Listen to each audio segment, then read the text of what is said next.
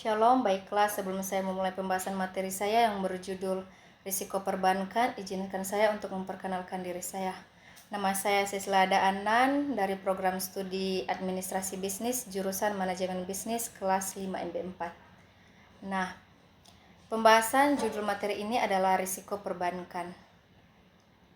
Risiko perbankan adalah risiko yang dialami oleh sektor bisnis perbankan sebagai bentuk dari berbagai keputusan yang dilakukan dalam berbagai bidang seperti penyaluran kredit, penerbitan kartu kredit, valuta asing, inkaso, dan berbagai bentuk keputusan finansial lainnya. Selanjutnya ada 4 jenis risiko dalam perbankan. Yang pertama ada risiko murni. Risiko murni adalah risiko yang terjadi pasti akan menimbulkan kerugian dan terjadinya tanpa sengaja. Misal, risiko kematian, gugatan hukum, kerusakan aset, kecelakaan, dan kebakaran lain-lain. Yang kedua ada risiko spekulasi. Risiko spekulasi adalah risiko yang sengaja ditimbulkan oleh yang bersangkutan agar memberikan keuntungan bagi pihak tertentu. Misal, utang piutang, berdagangan berjangka, dan sebagainya.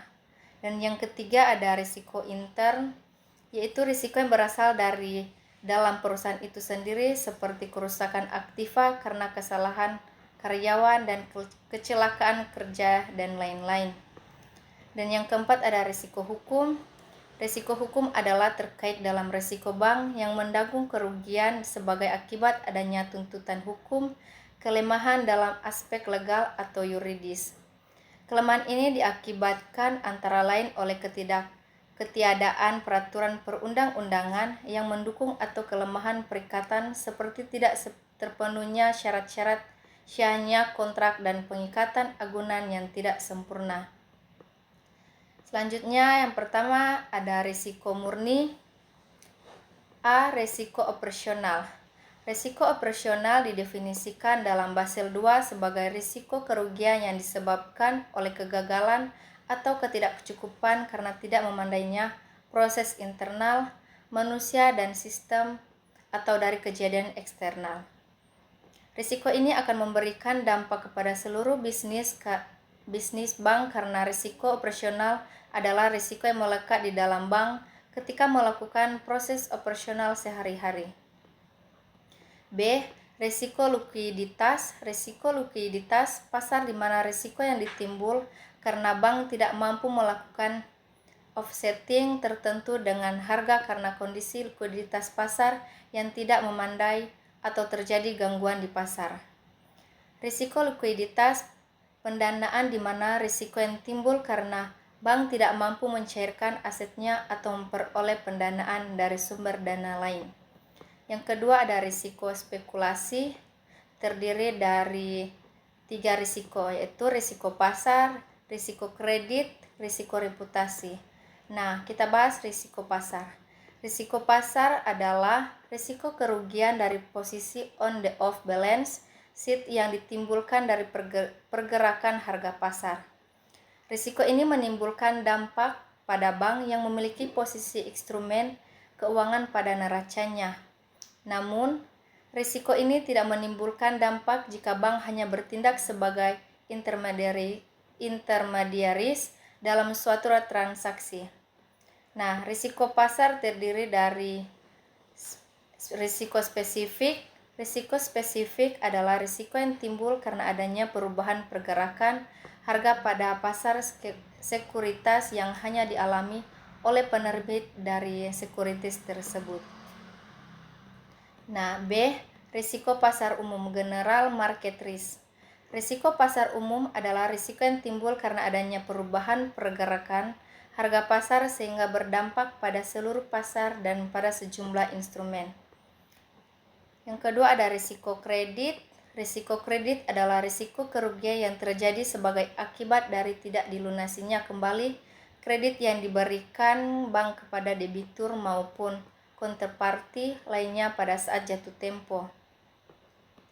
Dengan kata lain, risiko kredit adalah risiko karena peminjam tidak membayar utangnya, misalnya bank mengalami kerugian akibat terjadinya kredit macet.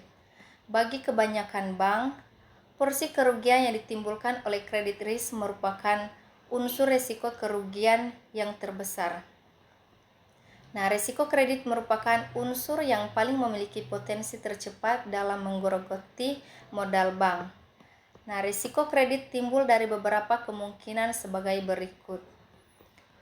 Debitur tidak dapat melunasi utangnya, obligasi yang dibeli bank tidak membayar kupon dan atau pokok utang, dan yang ketiga terjadi gagal bayar non-performance dari semua kewajiban antara bank dengan pihak lain, misalnya kegagalan untuk membayar kontrak derivatif.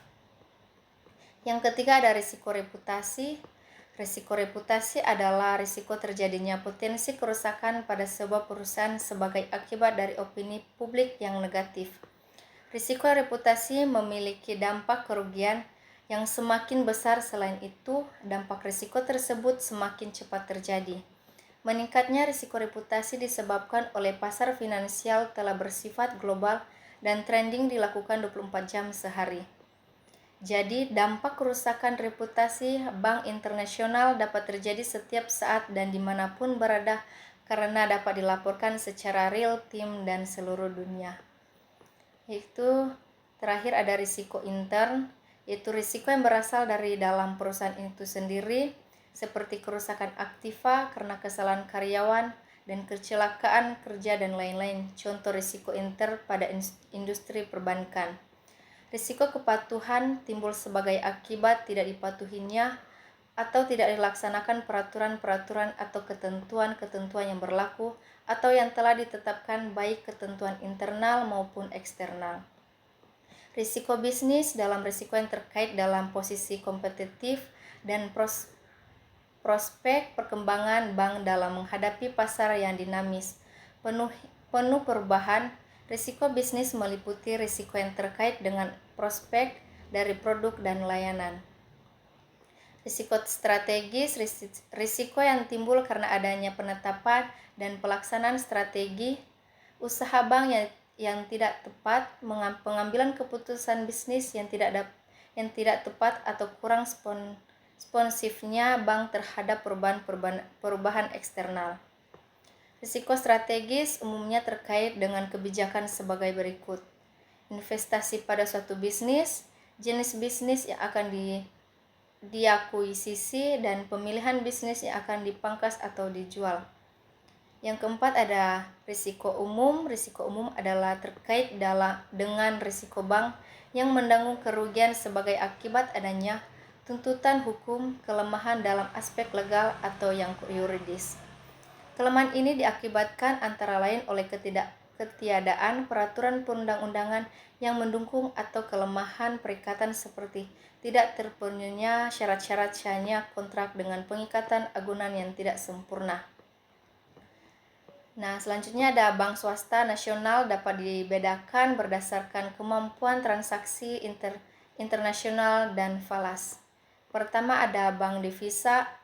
Bank devisa adalah bank yang dapat mengadakan transaksi internal seperti ekspor dan impor, jual beli falas, dan segala aktivitas lain yang sejenis. Kedua ada bank non-devisa. Bank non-devisa adalah bank yang dalam aktivitasnya tidak dapat mengadakan transaksi internasional, namun bisa mengubah status bank devisa asal memenuhi persyaratan. Selanjutnya, tindakan pemerintah dalam mengatasi perbankan bermasalah.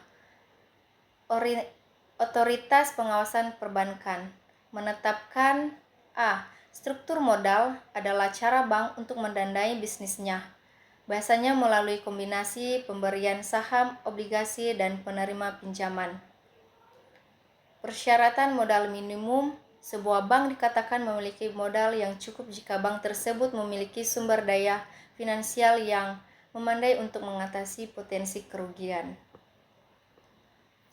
Tingkat likuiditas minimum. Bank dikatakan memiliki likuiditas yang cukup jika bank tersebut memiliki sumber daya finansial yang memadai untuk menandai aktivanya dan memenuhi kewajiban saat jatuh tempo. Selanjutnya ada pengawasan perbankan sebagai cara menghindari risiko, yaitu Yang pertama ada pengawasan yang dilakukan oleh internal perbankan. Pengawasan internal dilakukan oleh Direktur Kepatuhan, Satuan Kerja Audit Inter dan Sistem Pengawasan Melekat. Dan yang kedua ada pengawasan yang dilakukan oleh eksternal perbankan. Pengawasan eksternal dilakukan oleh Bank Sentral. Sekian dari materi saya, terima kasih.